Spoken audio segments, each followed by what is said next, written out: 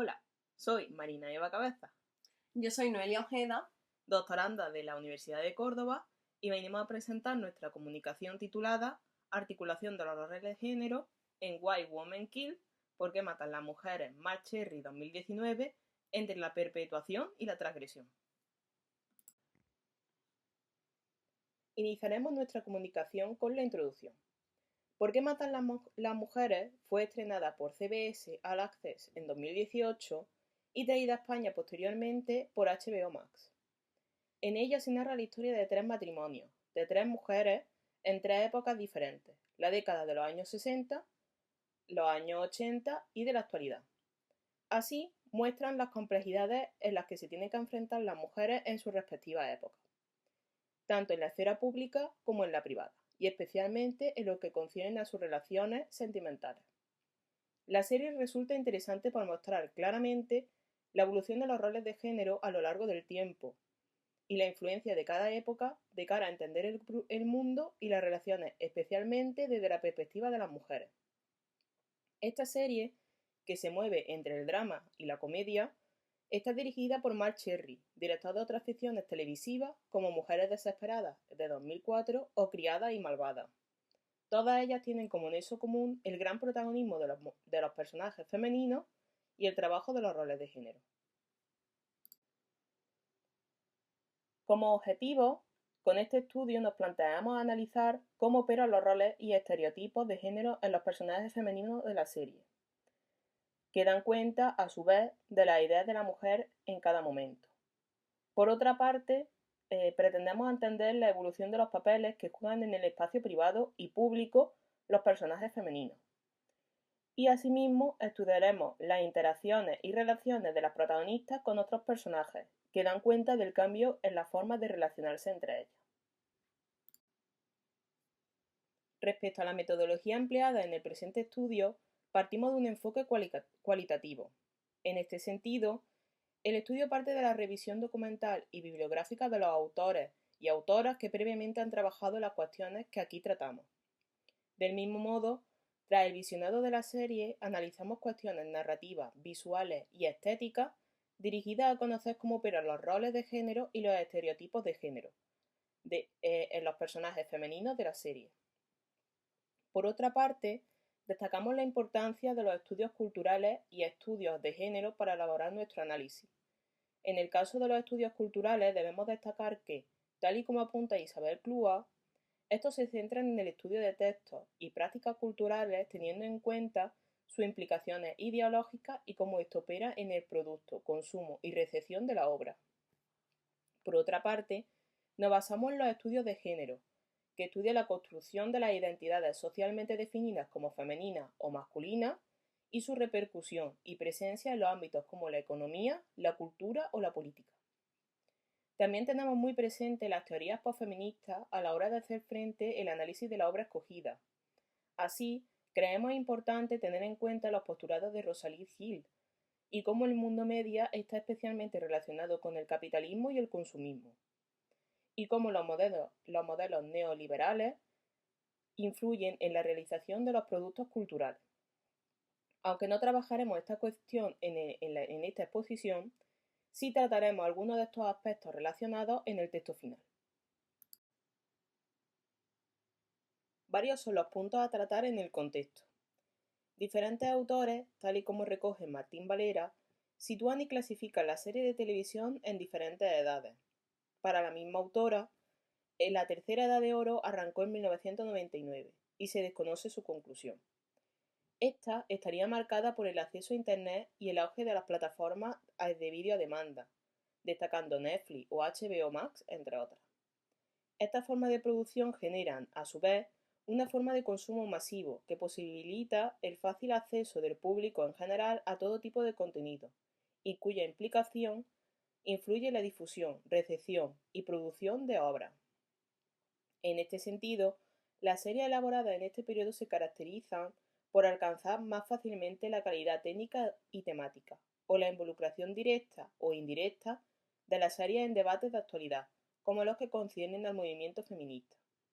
¿Por qué matan las mujeres? Se enmarcaría en este periodo. Este fácil acceso a las plataformas y contenidos por parte del público general da como resultado que, si antes las series ya cumplían una función social y un papel determinante, tanto que marcaban formas de comportamiento, tras el auge de las plataformas de streaming, las series tienen un mayor poder de influencia en dichos comportamientos. De ahí la relevancia del papel que juegan las series que exponen problemáticas sociales directas o indirectamente. Aun así, autoras como Butler han remarcado que entender la serie de televisión y los productos culturales en general como reflejo de su tiempo puede llegar a ser simplista. Si bien sí que se hacen eco de cuestiones coetáneas, también se tiende a la estereotipación y a la recreación de cánones prácticamente inalcanzables. A la hora de enfrentarnos a nuestro análisis, tenemos en cuenta diferentes conceptos relevantes para este estudio: identidad de género, estereotipos de género y roles. En el caso de la identidad de género, se entiende que lo masculino y lo femenino se define y se divide a raíz de construcciones históricas, económicas y sociales fundamentalmente, tal y como señala Menéndez. Los roles de género, por su parte, están vinculados al concepto anterior, de forma que a los hombres y mujeres se les atribuyen una serie de tareas que desempeñar y funciones que cubrir. En el caso de los hombres, su espacio por excelencia es el público, ostentando puestos de fuerza o poder, mientras que el ámbito de las mujeres se ha reducido típicamente al espacio privado y a la tarea de los cuidados. Si hablamos de estereotipos de género, estos se definen asignando unas características. Al hombre, normalmente la de la fortaleza y la racionalidad, y a la mujer, la emocionalidad y la pasionalidad, entre otras. Huelga decir que, tal y como establece Menéndez, asumir la existencia de estos roles no implica naturalizarlos, y que, además, debemos ser conscientes de que estos se encuentran muy marcados por una jerarquía que da lugar a desigualdades. Teniendo en cuenta lo expuesto anteriormente, mi compañera Noelia Ojeda pasará a aplicar estos elementos al análisis de la serie propuesta en esta comunicación. Hola, soy Noelia Ojeda y como comentaba mi compañera Marina Eva, a continuación vamos a tratar el análisis de los personajes femeninos protagonistas de la serie ¿Por qué matan las mujeres?, sobre la cual pues, estamos trabajando en esta comunicación. Así, en primer lugar, tenemos el personaje de Bethan Stanton, protagonista de la primera historia que nos cuenta la serie, ambientada en la década de los años 60. Su personaje está muy marcado por las convicciones sociales de este momento y sobre todo por el ideal de mujer que se consideraba en estos años. Así pues nos encontramos a un personaje cuyas características fundamentales son la emocionalidad y la comprensión, su alta capacidad de empatía, cuestiones o características asociadas tradicionalmente a la mujer, y su rol principalmente está vinculado al de los cuidados. Bethan es ama de casa y se encarga pues no solo de las tareas del hogar, del cuidado del hogar, sino también del cuidado de su marido. Su personaje viene marcado por una tragedia que fue la muerte de su hija, y en este sentido pues esta cuestión también marca el propio matrimonio de Bethan. Ella se entrega plenamente al cuidado del hogar, pero sobre todo de su marido, y renuncia a sus propios deseos y aficiones. Bethan, ella misma, expresa que le gustaría tener pues, cierta independencia en ese sentido respecto a Rob, su marido, y poder descubrir, ya que no lo sabe, cuáles son sus aficiones y sus motivaciones. Y en este sentido va a ser fundamental para el personaje la relación con otros personajes femeninos, principalmente con April y Sheila. Destacamos especialmente el caso de April, que es la amante de Rob, con la cual Bethan entabla una amistad. Entre ellas primará principalmente la sororidad y el entendimiento de que ambas se enfrentan a realidades duras y comunes, en cierto modo, que vienen determinadas por su género. Y entonces establecen en este sentido pues una amistad marcada por la sororidad. Y la propia April llevará a que la relación con April, mejor dicho, llevará a Bethany a descubrir sus propios intereses y sus propias motivaciones, en definitiva, su propia personalidad. Por otra parte, destaca que Bethany tendrá un rol activo frente a la violencia de género tras descubrir en el vecindario un caso de una mujer maltratada por su marido, cuestión también interesante y que nos habla de la evolución del personaje de Bethany e incluso su implicación en estas cuestiones sociales, que nos llevan a ver cómo, y lo veremos también en los siguientes personajes, en todas las protagonistas, en un principio se nos muestra un ideal de mujer marcado y condicionado por la época en la que se desarrolla la historia, que luego se va a ir desdibujando y estas mujeres van a ir transgrediendo esos roles y esos estereotipos. Entonces debemos en este sentido destacar la gran evolución del personaje de Bethany. Por otra parte, tenemos el caso de Simone Groff. Es la protagonista de la segunda historia, ambientada en la década de los años 80. De nuevo, al igual que en el caso anterior, su personaje viene muy marcado por la época en la que se ambienta este momento de la historia y, de nuevo, vemos que responde a ciertos estereotipos de género y a ciertas características, ciertos rasgos asociados a la mujer. Y en este caso vemos que Simone es pasional, es caprichosa, incluso impredecible y llega a ser un poco inestable. Rasgos habitualmente más asociados a las mujeres que a los hombres. Por otra parte, sus aficiones también están vinculadas a este universo femenino, entre comillas, de manera que vemos que su personaje se construye con ese gusto a la moda, ese gusto por la joyería y por el maquillaje, cuestión que estéticamente también puede apreciarse. Simone, por otra parte, también es amante del lujo y así pues tiene una vida ostentosa, pero muy influenciada y muy marcada por la imagen social que desea proyectar y que condiciona sus propios actos. Digamos que además con una presión social propia o con la que tienden a cargar más las mujeres que los hombres. Por otra parte, también pues, sus relaciones en general estarán muy marcadas por la competitividad, por la competencia. Y es muy interesante que a través de su personaje se trata la cuestión de la sexualidad en las mujeres maduras.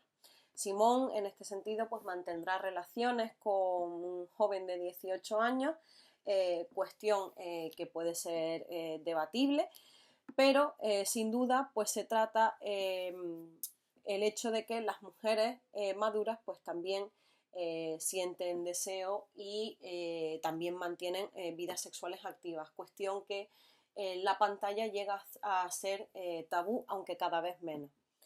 Por otra parte, también se trabaja la sexualidad del marido de Simone, Carl, del cual pues ella se entera que mantiene relaciones sexuales con otros hombres y que va a ser una cuestión que a Simone la enfrentará a varias contradicciones, pero al final primará la empatía y Simone también tiene un gran desarrollo hacia una madurez frente a situaciones discriminatorias muy duras que le tocan vivir tanto a ella como a su marido y de las cuales hablaremos a continuación muy brevemente.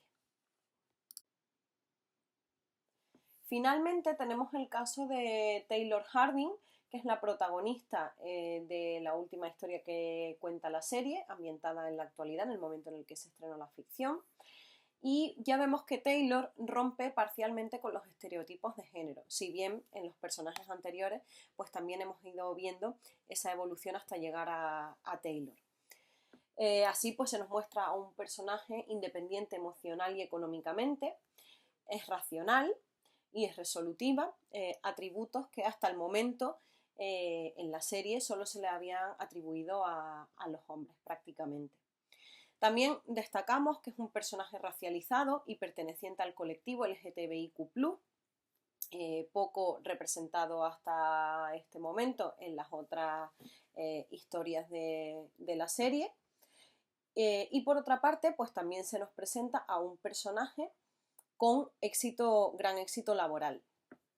En este sentido, Taylor es una reputada abogada, lo cual nos habla de la tendencia de las series, de las ficciones televisivas en general, y particularmente las estadounidenses, que están muy influenciadas por estas teorías posfeministas que comentábamos anteriormente y por el neoliberalismo.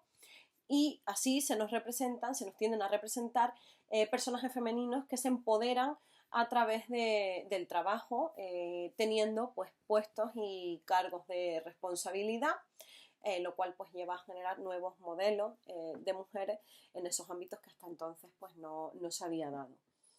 Por otra parte también se nos hablan de nuevas formas de relaciones, de pareja principalmente, ya que la protagonista pues tiene un matrimonio abierto.